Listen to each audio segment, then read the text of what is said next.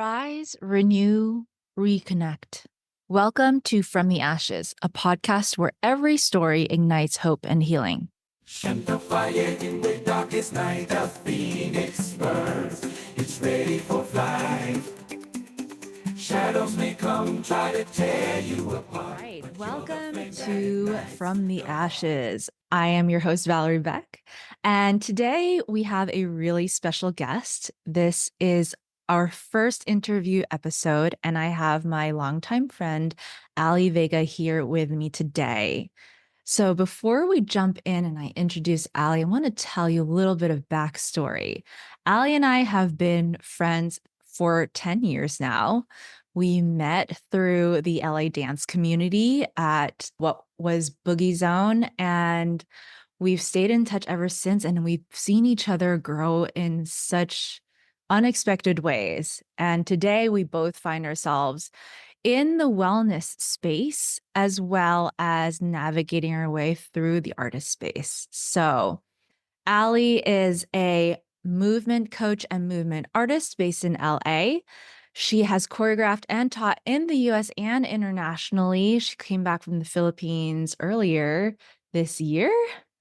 And she is the director and founder of Ancestral Vision Movement and focuses on cultural street fusion. And we can unpack some of that together with her in this episode. So, welcome, Ali. Thanks for being here. Thank you for having me. Yay, I'm really excited to, sit and chit chat and kiki with you. It's an honor to be here. Thank you for having me. I am really happy for you to be here. I think you're a perfect fit for From the Ashes, rising from the ashes of whatever obstacles we've been through to get stronger and to become more of who we truly are. Yeah. Yeah. Yes. That's an honor. Thank you. Thank you for what a compliment. Thank you. We both have like been through all the ups and downs, the ebbs and flows, but like look at us. Like we're here, we're doing the thing. So yeah. Yeah. And we're still in the journey. Totally still in it. Still right in the middle of it. It's like there's so much growth to be had. So, I want to start, first of all, if you could give us a little bit more background, because this podcast is about overcoming obstacles and creating ourselves anew. So, what does that mean to you when you hear that? Overcoming obstacles. To me, that means flowing, finding a good flow through life and finding the joy in the ebbs and flows. I think a lot of times because we live in this like capitalistic state, it's very hard to find joy in the moments of lull, right? When there's like not anything going on or there's no opportunities happening. And it's very easy to measure your worth in like the lack of opportunities and experiences you're getting. So I feel like overcoming those obstacles is just allowing yourself to, yeah, find the joy and the peace when like the vibes aren't necessarily high, like when you don't have like a crowd cheering for you.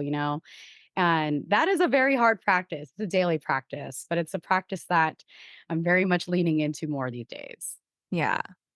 And I think we've both had our trials and tribulations. In my first episode, I talk about how I lost my sense of self when I stopped loving dance Mm, and how difficult that was because for years my identity had right. been as a dancer Yeah. and how to emerge from that and find myself anew. And then also like how do I find myself anew as an artist again and find that love and passion again? Like, where did that go?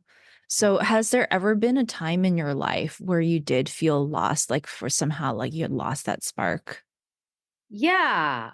I think for me and like the journey that I've been on and I'm currently on, it's not so much where like I had this period of time where I just completely stopped. I kind of embarrassing and cringy to say it, but I am in the hustle and bustle of the LA life. And so like my version of like I lost myself, it like on an on the external side, it just looks like, okay, she's like grinding hard. But in the midst of grinding hard, I was definitely just like lost in the sauce. Like I was just kind of like saying yes to a lot of things Mm. because I'm like, well, I'm supposed to say yes. So yeah, but really in the midst of all that, what was going on was like I was just giving myself a bunch of busy work. So I was burning myself out. Like I was really, really burnt out from like 2019 to 2020. Like that was probably a very like probably one of the hardest years I've been through in my career because I was just really going hard at the paint, and like I was having barely any days off. I was just doing a bunch of gigs, like whether they were free or not free, or, and I was at that time, I was still building the foundation of Ancestral Vision Movement. So I was really grinding. And, to a lot of young artists who hear that, they're like, yeah, that's like what you're supposed to do. And like, there's truth to that, but there's also like, there is a balance you can find. And, I'm proud that now I have that balance. And that's something I'm working on very diligently. But back then it was tough. Like it was just me like burning myself out and like convincing myself like this is what it's supposed to be like. Like I'm Mhm. just supposed to be like hungry and broke all the time. Like I don't know what like narratives we're like feeding ourselves. It's just okay, life is not supposed to be this hard. You know what I mean? It really is not. So yeah, I'm glad I'm at a point where I'm like past that. But that was 2019 to 2020 was like, ooh, yeah, those are hard years. Okay, so I have a few questions. Sure. So, at what point did you and what was the thought when you realized that being hungry and broke was not it? Yeah. Oh, man. There was I think this is the first time I'm talking about it, but I'm glad I am because it's like a cautionary tale. So, I during that time was collaborating, I'm gonna use that word, collaborating with a nonprofit in LA. And I was brought on as a contractor and soon to be a partner of that org to help not just create programming for them, but like also to help give Ancestral Vision Movement some foundation, right? Because when you're creating these new projects and especially a dance company, like you just need any kind of fiscal support possible. And so this org was promising that. And so there was a period of time I was there at this org pretty often, and we were collaborating on multiple initiatives that me as like standalone Ally was doing for them. But then I was also bringing Ancestral Vision Movement along with me. And I hit a breaking point with that org because ultimately our values did not match. And it was a very tumultuous time. This was the 2019 thing I was referring to earlier. And so, long story short, I became homeless for like a month, but it wasn't homeless. I'm saying that with air quotes only because like I have a tremendous support system here in LA. And so I was like staying with a friend during that. I wouldn't even say a month, maybe like 2 weeks. I was staying with a friend for 2 weeks while I was transitioning out. Long story short, with that, I was living in that org because it was supposed to be like a residency. And I was like transitioning out of there. I was staying with a friend for 2 weeks. And in those 2 weeks, I was like trying to find a place really quick. It was like such a, anyone who knows what that feeling is of like, I don't have a place to live. How do I do this? It's like, I don't wish that feeling on anyone. That is like so stressful. And so Mhm. I remember that time, I was, like, still going to events, which is so insane. Like, I was still going to, like, mixers, I was still doing appearances, red carpet type of stuff, and, like, going home to being like, "I don't know where I'm living," which is, like, the most LA dystopian Mhm. thing you could ever hear, but, like, yeah, that is literally what it's like out here, and yeah, I'm glad I made I made it through that, but wow, what a crazy time. Yeah, I don't know if that answered the question. That was, like, the breaking point, though. It was, like, a breaking point where I'm like, "This is a rock bottom. I need to figure out how to not rely so heavily on external people and stuff Yeah. like." Yeah, Well, I cannot tell you how common yeah. that is for dancers, but just a lot of people who come to Hollywood trying to make it. A lot of my friends have had similar stories to you.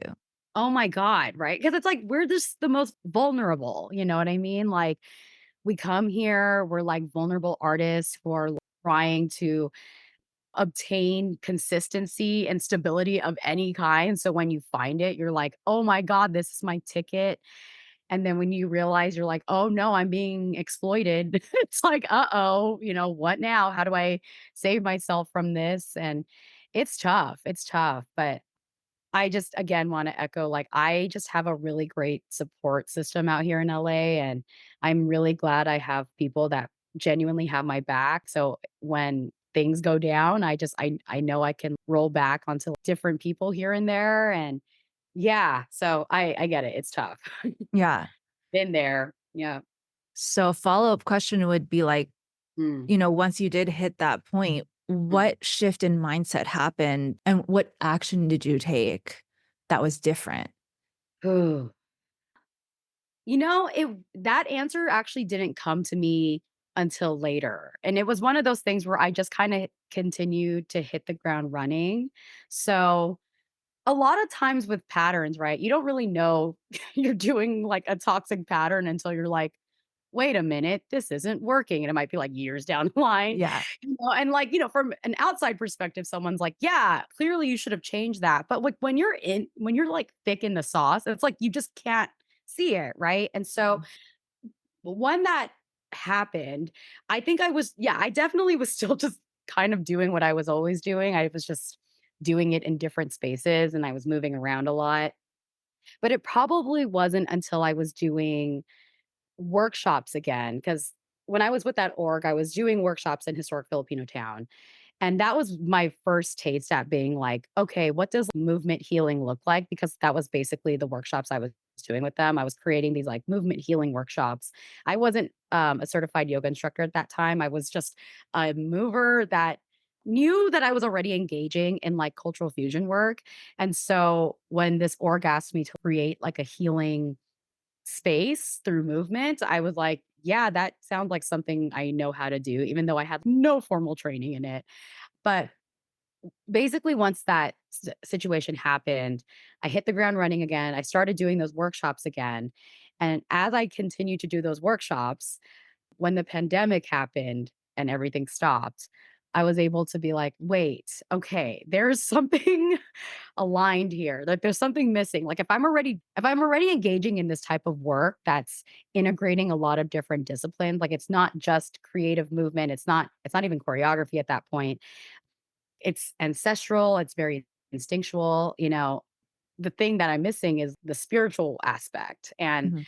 thankfully during the pandemic when everything stopped, shout out to People's Yoga, which I work for them. They offered a teacher training during that time. And I knew once I saw that, my soul just like I leaped at the opportunity. I was like, I know I'm supposed to do this right now. Like in the midst of how crazy the shutdown was, I am meant to do this program amidst all this chaos. And so I did. And thank goodness I did it because, now I'm also currently a yoga instructor and I love my life as that. It's adjacent to my dance jobs. But it really, like, that framework helped inform this work I do as like a cultural fusion artist. So, yeah, I'm Yeah. grateful for that. Good. Yeah, so that kind of answers that question of like how you got into the wellness space. So it sounds like somebody already had recognized in you like this is something that she could be good at. And then you took that and further developed it. Yes. And I Yeah. can see how like ancestral vision movement can be that vehicle for healing. And is that something that you saw when you started it? What's interesting? No, not right away. I mean, even when I started Ancestral Vision Movement, it was never meant to be this like dance company. I never sought out to be like, I'm going to make this dance company because I believe I'm a dance director. Like, that was just never in the cards. But it ended up happening because once I made one piece, there was the first AVM piece I ever debuted was back in 2017. And it wasn't even called Ancestral Vision Movement back then. It was just, I was debuting a piece for a showcase and I knew I wanted to do cultural fusion work because I was inspired by my trip in the Philippines in 2016. And then that piece was then commissioned to be performed more at different spaces around LA. And that was when I knew, "Okay, I think I have something special." But at the time, it wasn't even an organized structural thing. It was just me being like, all right, let's just ask the homies who's free to do this thing with me. Like I really did that for a year. It's just insane. People are always shocked when they hear that because they're like, why didn't you just know like that was already a company at that point? And I was like, I didn't because I was just in denial. I was like, oh no, this is just Ali Vega and her friends doing a thing, which is it sounds so silly in retrospect. But like I really did function like that for a year until the end of 2018. I remember my cast, we were getting ready for a show in December, and the current cast I had at that time sat with me and, like, basically just was like, "Why aren't why don't you just make this official?" You know? And I sat there going like, "Yeah, you're right. There's like, why don't I make it official? Like, what is stopping me?" And it really was fear. I was afraid to, like, create something this big because I was like, I just didn't know if I was capable of leading it, you know, and I didn't know if I was qualified to lead something like this. But the reality was I was already doing it, right? I was already doing it without the title. But I just now with the title, I got so like nervous to put myself in that headspace. But I'm really glad I had a good group of friends at that time dancing with me because they grounded me. So I really appreciate that. Mhm. Yeah, that's where we're at now. And thank goodness. Yeah. So you said something really interesting about like that fear and just not acknowledging your own power. I want to dig a little bit into that because I feel like that's something that I've definitely gone through and struggled with. And, to a certain point, probably still am struggling with is how do you overcome that limiting belief and where do you think it comes from? Oh, wow. That's a great question. It's a question that first has to start with a sigh out. Where do you think it comes from? I feel like it's the intergenerational trauma, especially if you're a person of color and you have immigrant parents. And it doesn't even matter how many generations your family's been here in the West. That carries over to you. And so I'm Filipino American and I'm second generation Filipino, which means my parents immigrated here. My dad immigrated here when he was a teenager, and my mom immigrated here when she was in her mid 20s. And so I come from like a whole lineage of colonized people, and how that carries over to the present is that yeah, trauma carries. Trauma is stored in the body. Anyone who is an embodied movement worker, like the two of us, and anyone else who's listening knows that. If you don't work through that, it stays in the DNA and it gets passed down to generations after generations. And if you're not doing the internal work to break those curses and allow and liberate yourself, then it just continues to pass down whether through your DNA or just whoever you're in community with. And so, yeah, that's where it comes from. How do you break it? Yeah, it's a daily practice. It's a daily practice of like knowing yourself so well, putting yourself first all the time. It's so hard, especially for like women of color. We're always taught we're the last on the list to be loved. You know what I mean? And so Mhm. it's really hard to go against these teachings that we've been taught our entire lives, and to unlearn that and to choose ourselves first is very hard. It's like that's why I say it's a daily practice. I say that all the time in my yoga classes. There's a reason we call it practice, right? You have to like do it every day until that muscle is just like working itself naturally. But if you're unlearning something, this is gonna feel so foreign on you in the beginning, and it does feel foreign, to say no to others and say yes to yourself. It feels selfish, which is insane because, like, men are not taught that. They're like, "Wow, that's so brave of you to say yes to all these things." But, like, for us as women, we're always taught, like, "How dare you?" You know? And so to reject that narrative and to walk your own path is quite brave in this society. And so, yeah, I just think as long as we stay in that practice of healing ourselves, which in turn will heal others, which in turn ripples out to everyone around us, like that's how we break it. I really like your answer, and I like that you say that it's a daily practice and, like, knowing self is really important because in the Yoga Sutras, they talk about self-study, right? Yes. Swadhyaya, and that knowing yourself, studying your own and getting to know your own intuition and felt sense is absolutely vital to your well-being. Yes, and in a capitalist society, we are not taught to rely on that, right? That there's no monetary value in placing importance on intuition.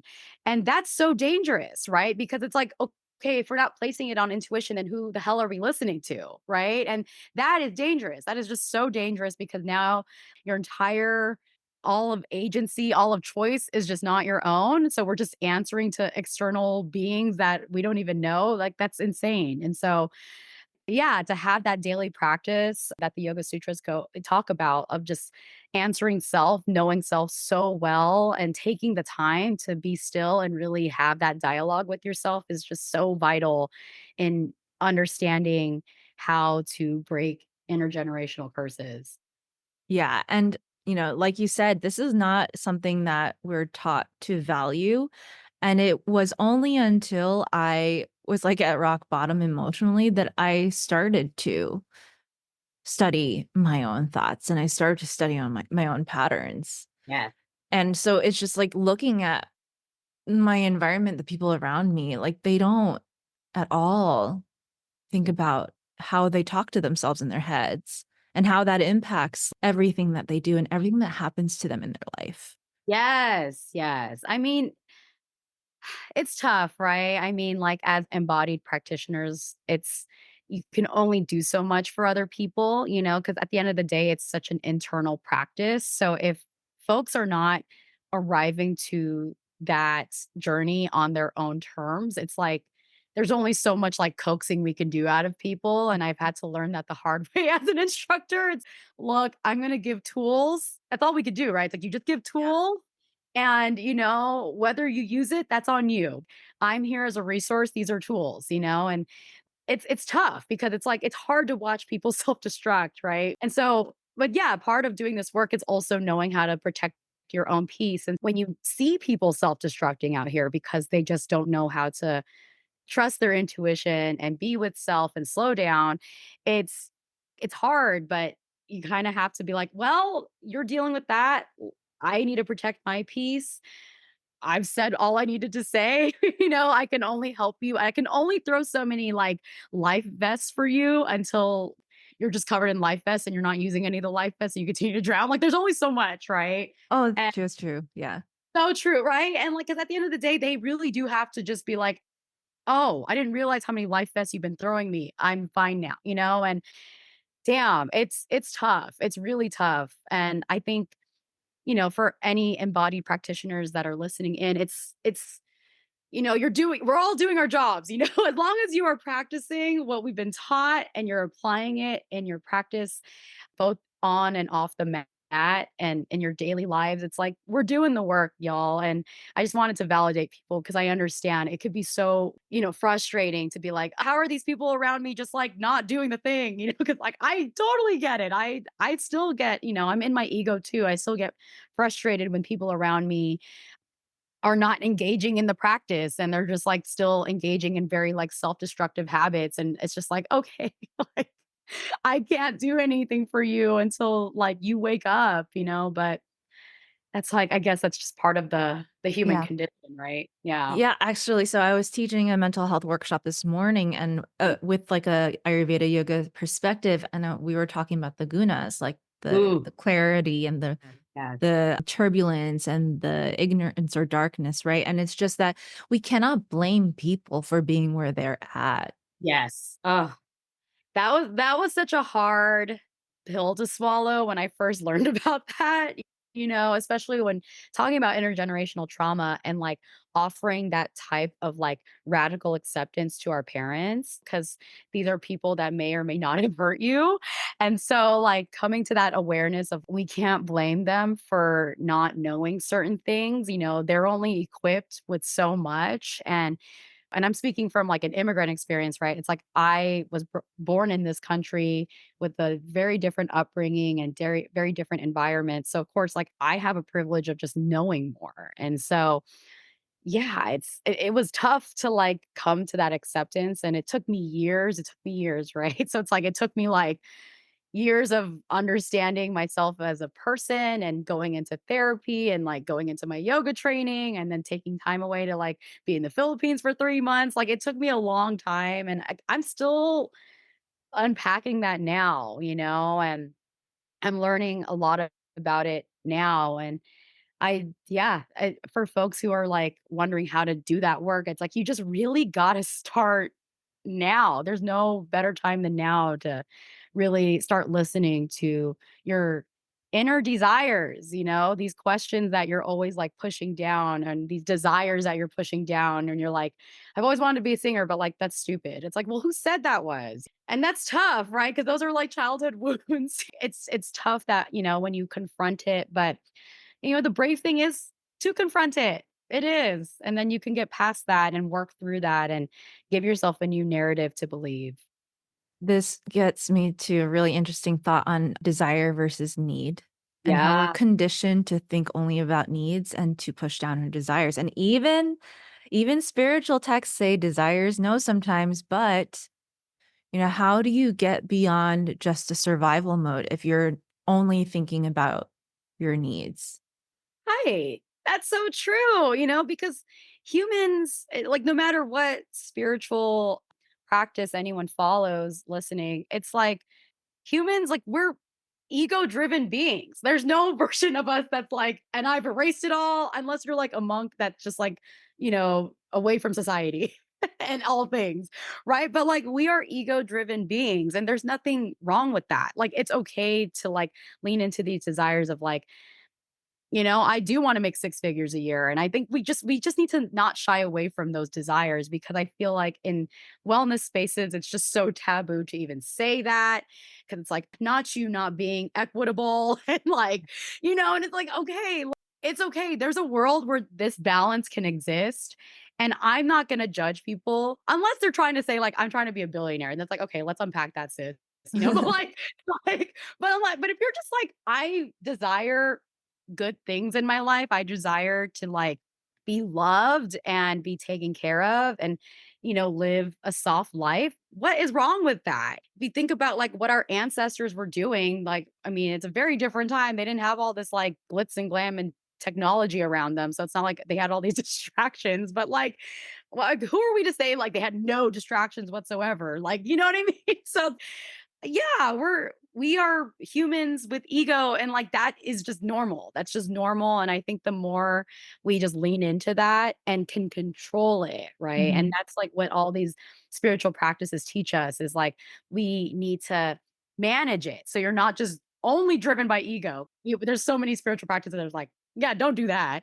But like it's not like you can eliminate it completely. So I don't know. I think, yeah, sometimes the discourse that surrounds ego, like we Mhm. just really need to like check in with like how we're talking about it because yeah, I'm someone that's I'm not gonna deny it. Like I want cool things. Like, and then what you're gonna tell me I'm a bad person? Explain that. You know what I mean? So Yeah, I feel like the narrative is definitely skewed, and again, going back to yoga philosophy, because like, it just seems to have a lot of wisdom, is they talk about how fulfilling your dharma, right, your higher calling or whatever it is being pulled actually creates the environment for abundance, yes. wealth, Yeah. which creates the environment for enjoyment and pleasure, and that's a natural progression. It's not taboo. It's so Yeah, and it's not selfish. Yeah, because it's like again, we're taught if you're desiring these things and you're only working for the motivation of self.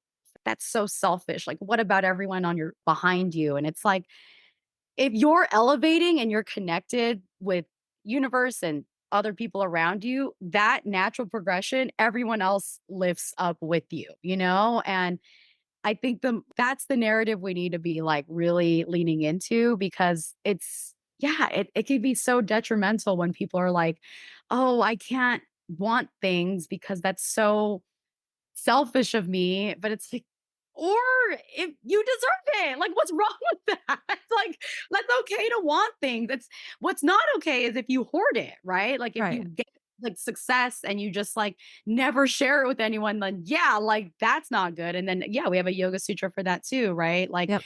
don't have like we can't be storing all this excess, you know? So we got to like trim it down, which means in like in a monetary sense, it's like, yeah, just give that back.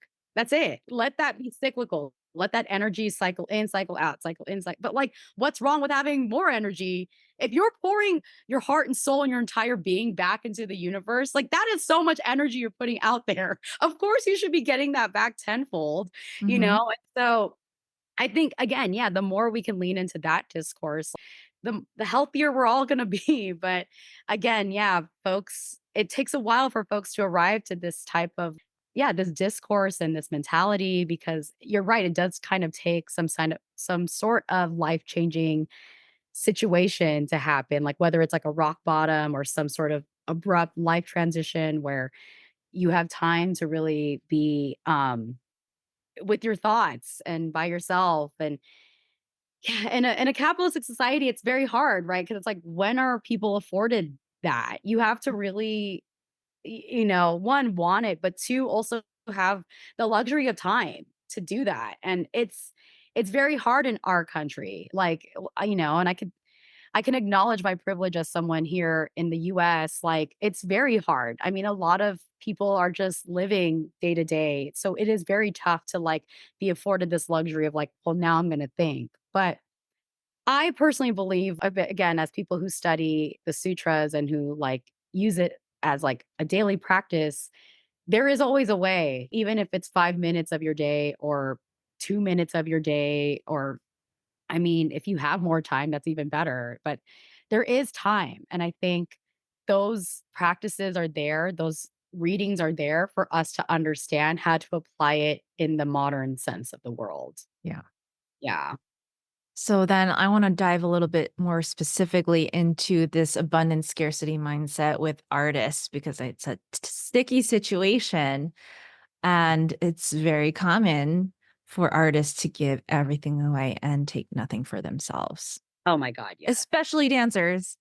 Especially dancers, Mm. especially dancers, like, we're just like the tortured souls that are like, "Just take it all and it's okay if I never eat again," and it's like, "Why are we like this? Oh my god." Oh, it stresses me out, yeah. We very much are like collectively like this. And it's just so strange that I mean, it just seems like a huge agreement that like none of us are going to make money. Yeah, yeah. It's man, I think that's where we as folks who are dismantling systems of oppression, we really need to investigate what these jobs are to us, like what is our relation to these jobs?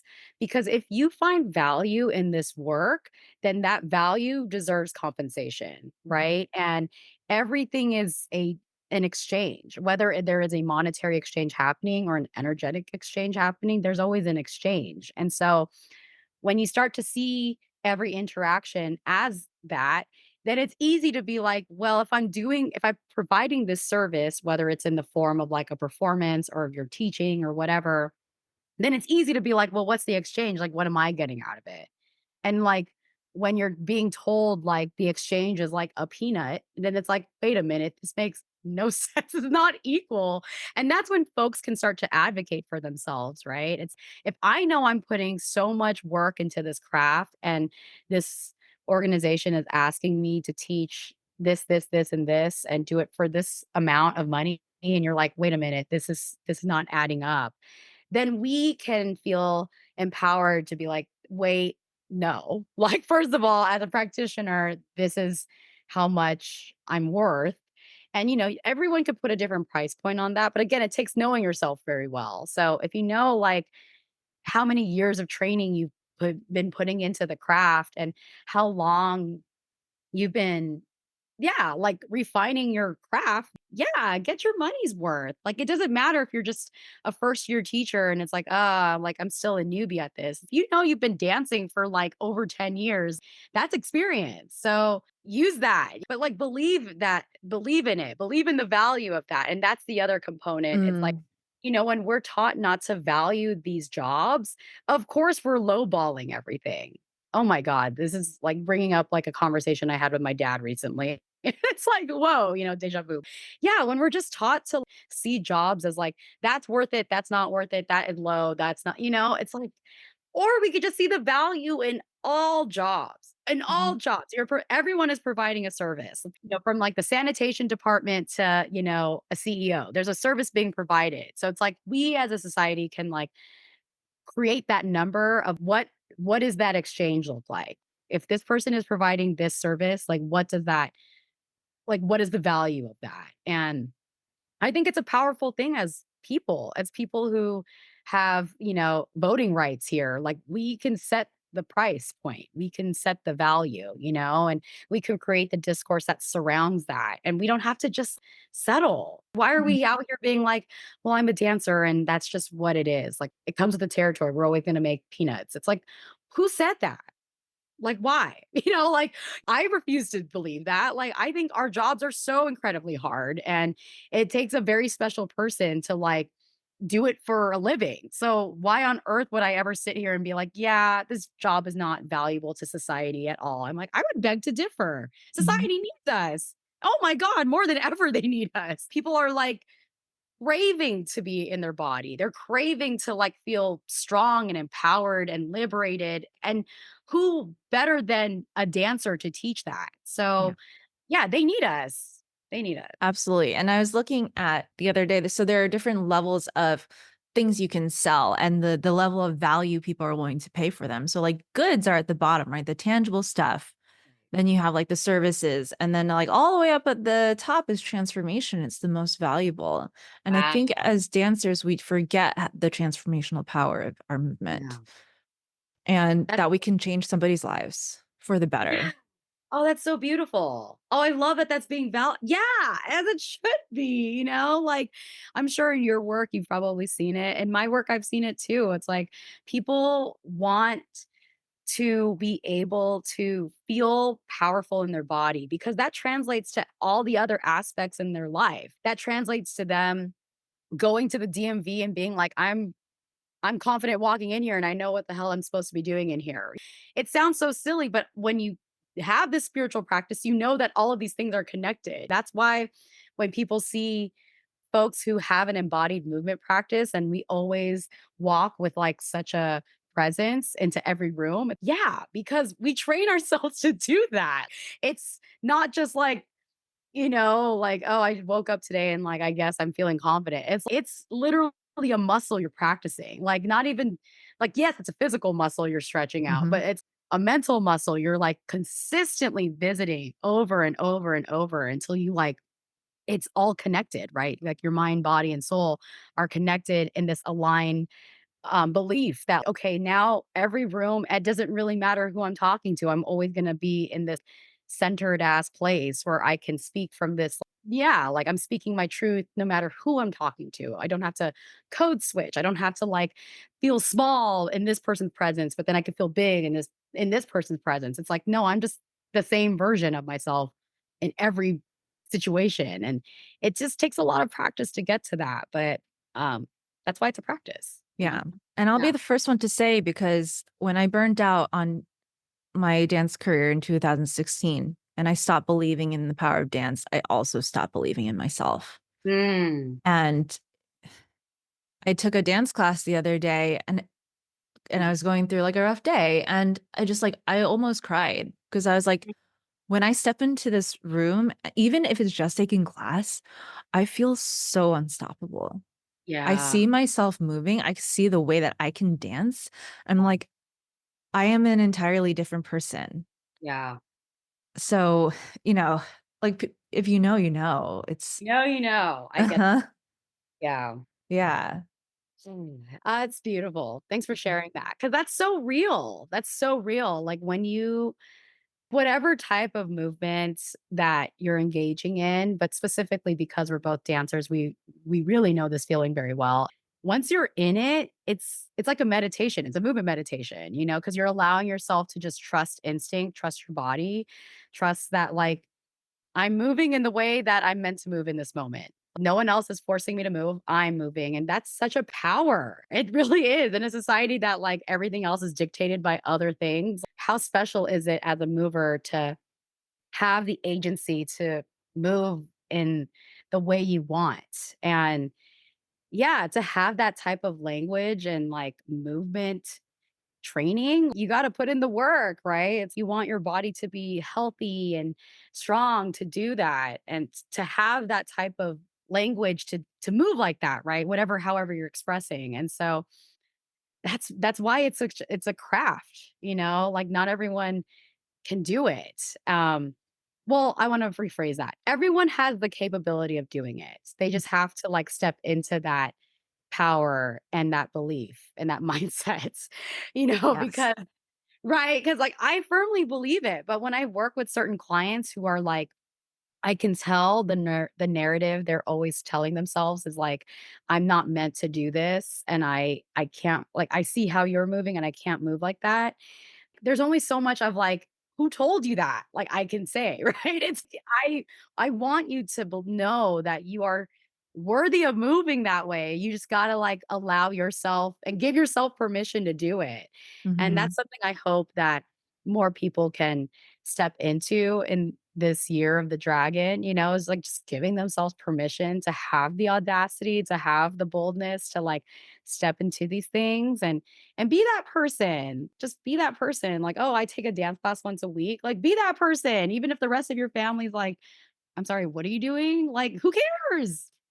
They're not living your life. Who Yeah. cares? Like, the other day I was telling my it was something new I've been doing, is I started training in martial arts this year. And I've been training in it I've been training in martial arts this year and I've done it before, but this is my first time really seriously training in it. And it's been such a lovely journey because it's given me a whole other set of movement vocabulary that I haven't had before. I know how to tap into aggression as a dancer, but to tap into aggression as a martial artist, it's such a different mindset. And so Hmm. that's what I've been having a lot of fun with lately is like now I can express aggression and rage in this way, and it feels really liberating. It feels so good. It's, like, very cathartic, because I'm like, "Ah, oh my god, this, like, powerful this feeling I'm feeling," or I'm like, "I wanna, like, punch something," and now I have the technique and, like, the framework to do it, you know? That's what movement training is. That's how powerful it can be. It's so cool, Hmm. as a dancer, as a mover, as an artist, as a movement artist, like we can have that framework to, do this type of work in. Yeah. Are you doing Filipino martial arts? I am. I'm doing Okay. Filipino martial arts and it's been so lovely. And because I've been training with a friend of mine who has been an instructor for years. She doesn't teach at any spaces anymore. She just does it. She did like privates with friends and stuff. Shout out to Nikki. And yeah, no, I tell her after every session, I'm like, ah, man, I feel like so badass right now. Like I really, I leave going like, and for audio listeners, I'm like popping my collar right now.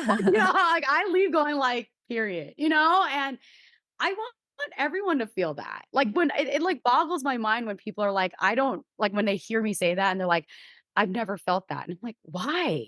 You should be able to access that feeling. It doesn't matter. It doesn't have to be a martial arts form. You could do that with anything. Like, you could put on a jacket and be like, "Yes." You know what I mean? Uh-huh. But, like, everyone should have access to those feelings. Like, you are so worthy of accessing those feelings, expressing it so unapologetically. Like, I wish that for us all. Yes, absolutely. And I totally feel you on the martial arts too, because like capoeira helped me with that. And the way that capoeira is, it's so dependent on the people around you. Yes. Yeah. And you have to be present. Like when you're dancing, you actually don't have to be present to anyone but yourself a lot of the time because it's not social Yeah. and you don't have anyone to spar with unless you're doing like something in, I don't know, Totally. a battle. But Yeah. um Yeah. But when it comes to sparring, you have to be very aware. If someone is going to swipe over Yes. at your head, you need to Yeah. duck, right?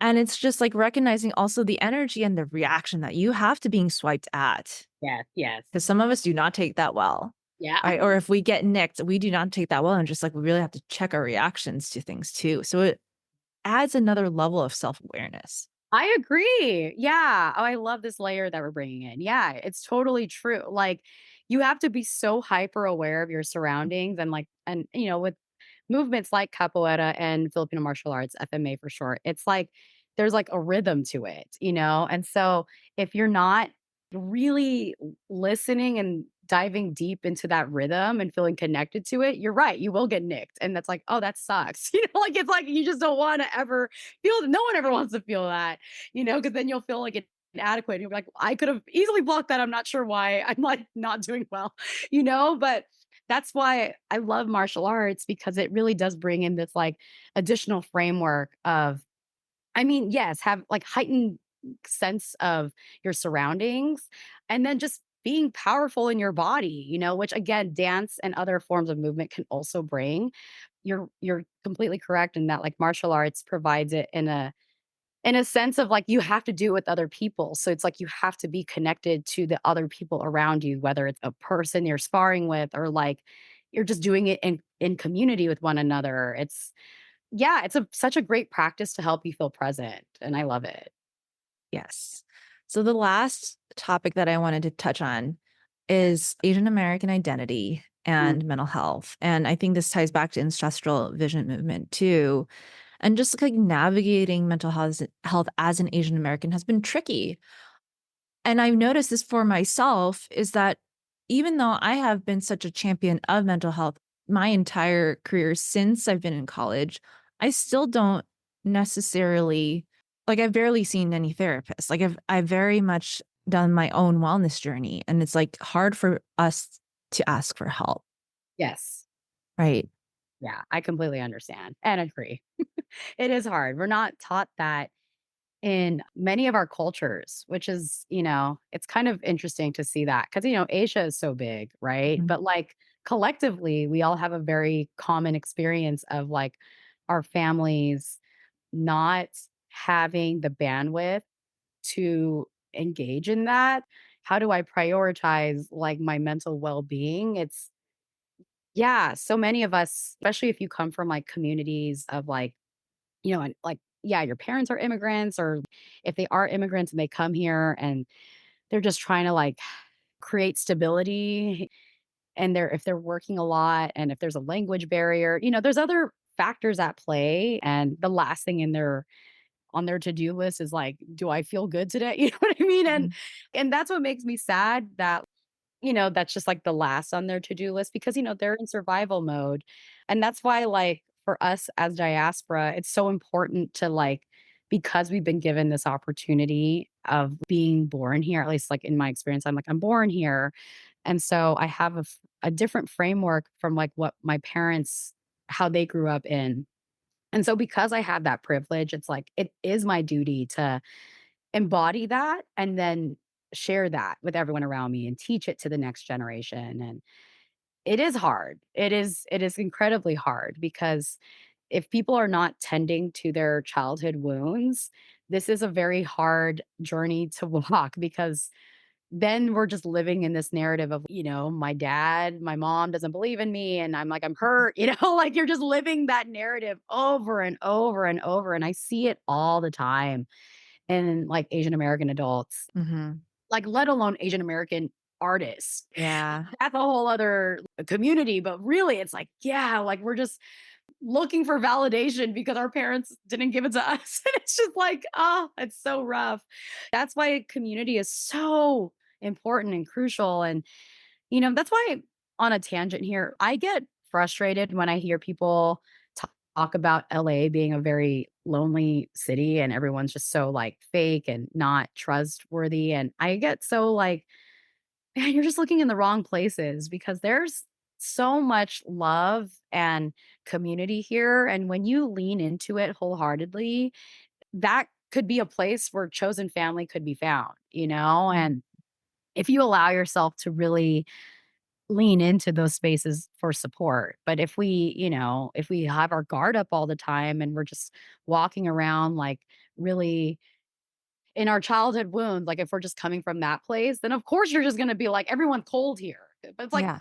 you're cold here, Like it's like it starts with you. Like if you're putting that energy out, then of course it's reflected back at you. But if you come with an openness for Mhm. love and experiences and opportunities, then like that gets reflected back to you. But of course, like, the moment you're open, of course, you're vulnerable to anything. So yes, you will get hurt, but like know that it's like not the end of the world. And that's why having community is so important because it's like when you do have those moments of being betrayed and feeling hurt, then like, hey, I have people that have my back Mhm. when it's not feeling great right now, like when it's really rough.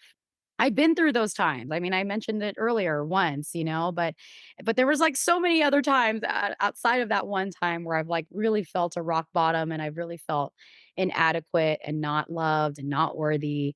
But, the common thing that has like really kept me going has been to lean into community and like know that there's support there. And so I hope Asian Americans can continue to find that sense of belonging.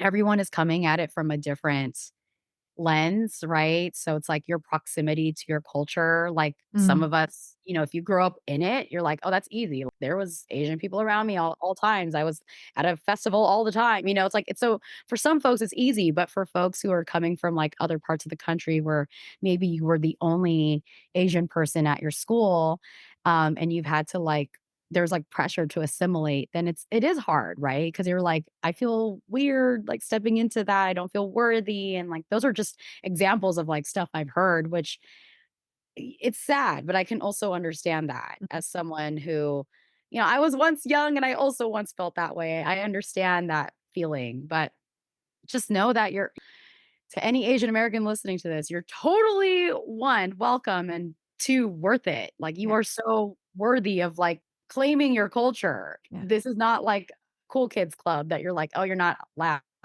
You're too Americanized. It can't be here. Like that Yeah. type of toxic thinking, just throw it away. Please just Please throw it do. away. Yeah, throw it away, reject it because it's like it's not beneficial to anyone.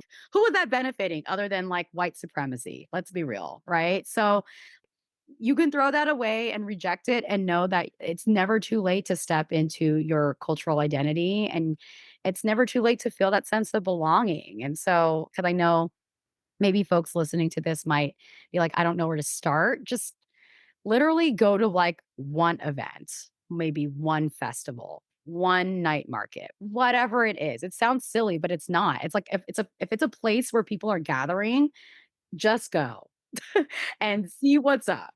And if you're like, this feels awkward, but also I'm interested and curious about what this is, then just stay. Like listen to that curiosity and stay because you belong there. You belong there even if you're like, this isn't me. Like it is you. And it doesn't have to necessarily if you're like, let's say you're at an open mic and people are talking about things that are you're like, I don't know how to relate to this. Like, it's okay if you're like, your entry point is just, well, I was at a night market and people are just eating cool things. Stay there, right? Just stay there. And then you can like work your way into other spaces and other forms of expression, because that's really how all of us start.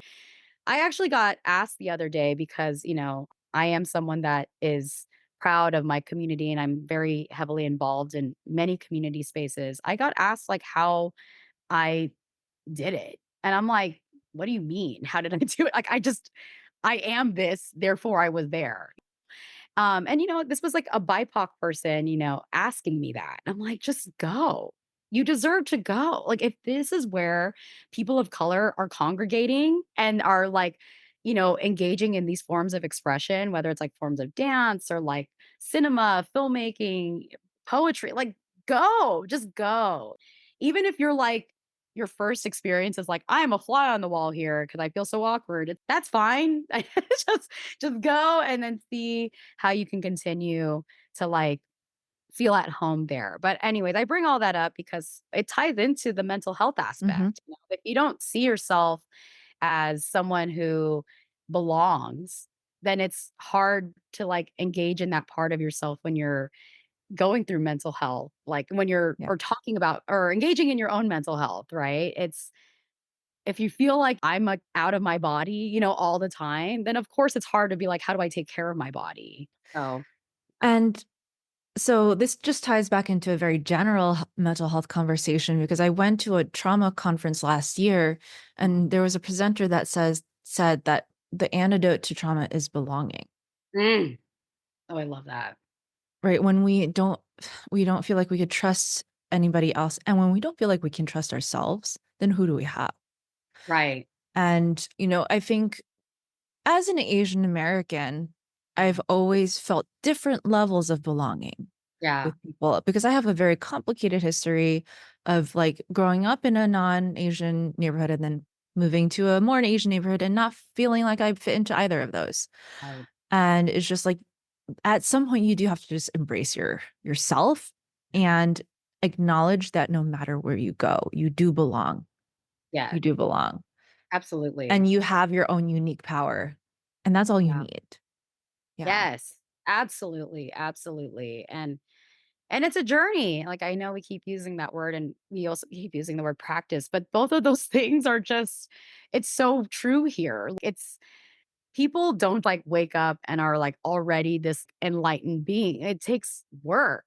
I just want to encourage folks don't be afraid to do the work. The work is there for you to do and it can be fun and such a beautiful experience because if you find people like other like-minded people around you that are also doing the same work, this could be so healing and so fun. And that's what Ancestral Vision Movement really is like it's a bunch of dancers that are doing this work side by side of understanding our identity, understanding our positionality in this country, and how all of those experiences as diaspora kids that are not in our motherlands, how that all connects and how that comes out in the form of movement.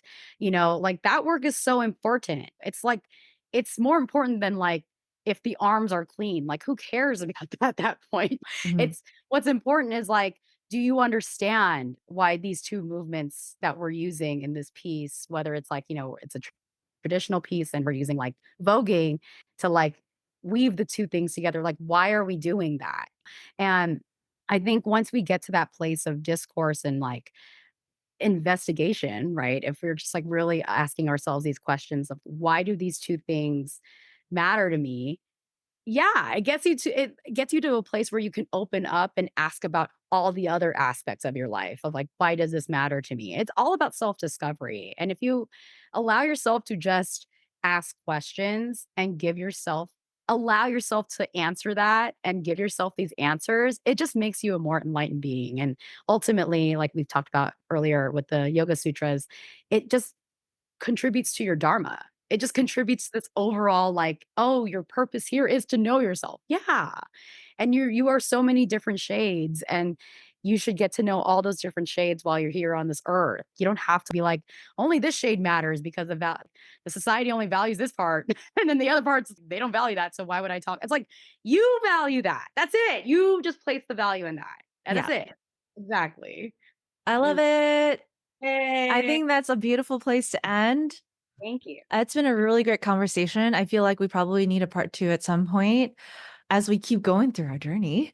Yeah. So thank you so much, Allie. So tell us what do you have going on in terms of projects? Where can we find you? Yeah, I'm working on a couple things. Please follow Ancestral Vision Movement on Instagram. It's just one word, Ancestral Vision Movement.